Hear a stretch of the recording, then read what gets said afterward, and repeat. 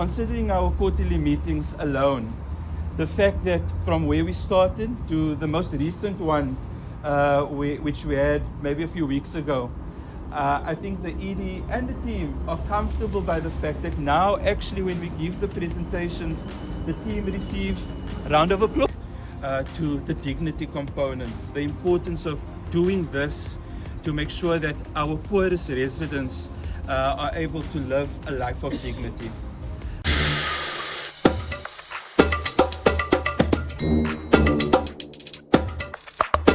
I knew what we were going to find here this morning and looking forward to finding that. And then just separately to the ED, you'll remember when we started, when you started, was it about 3 years ago now? Before the ED started, I think it was end of December or around about then, the ED and I met, which way is that restaurant now? This way. And I said, ED, let's chat, let's meet each other before the work actually gets going. And we went to, it was Bossa, right where the problem is. And I said, Edie, this is probably one of the biggest issues in our city that we are dealing with at the moment, this whole issue of the Milnerton Lagoon. There has been immense pressure point for the city, but also the community. So I don't want to stand in front of the technical experts and talk about pump sizes and volumes and all of those things. You know it better than me. I maybe want to zoom into the community aspect, the social aspect, because this has now been built and this has now got to do something. And this has got to improve not only the residents' lived reality, but also the impact that we're wanting and needing to have on the environment.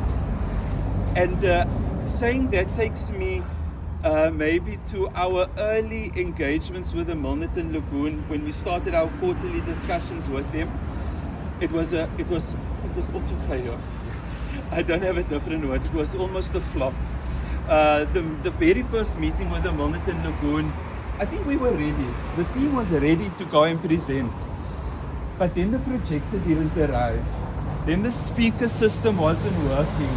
And you don't want to start a community meeting in that way, because then everybody starts to get going. You're unprepared. You didn't do this. You didn't do that. And I think, Edie, just considering our quarterly meetings alone, the fact that from where we started to the most recent one, which we had maybe a few weeks ago, I think the ED and the team are comfortable by the fact that now actually when we give the presentations, the team receives a round of applauses. Not yet standing ovations, we'll get there, but we get applauses. And so we judge our, let's say, success in terms of the feedback that we give to the communities by their response to the information that we are giving back to them. And this program, this project, is one of those projects that we provide feedback and that we keep them up to date with very transparently about the progress of the work of the building, the monies that have been spent, the challenges that we experience.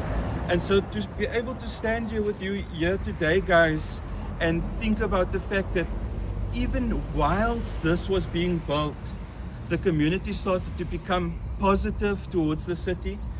The fact that the environment started to show a turnaround says to me that this, plus everything else, in terms of the interventions in this particular catchment, is doing what it needs to do. And that the city made the right decision to invest in this program so that collectively we can have that impact and address the needs of not only the people who live in formal houses, the 31,000 houses that have been mentioned, but also the people who live in informality, the Joe Slovos and other areas that live in this catchment. Because even though we're talking about this pump station here now, and we've made reference to the bulk sewers as well, all of that, guys, is going to be able to connect our poorest residents to more dignified sanitation. And if the mayor was here today, he'd tell you that over and over and over again. Because when the ED and the director and other managers come to his boardroom on a monthly basis, they will always and often hear him refer back to the dignity component, the importance of doing this to make sure that our poorest residents are able to live a life of dignity.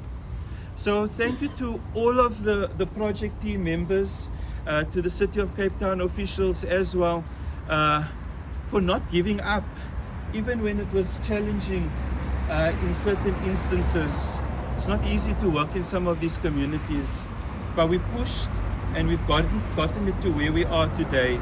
And so I'm very grateful to all of you for the roles that you have played and for helping our city, despite all of the negative comments that are often targeted at us unfairly, that you are helping us to be that city of hope so that we are able to give back to all of our residents and make sure that all of our residents are able to live that life of dignity. And when we leave here today and you drive past this, you must remember the roles that you have each played and the fact that you guys as a collective have made that possible for us. So thank you to you all. Thank you.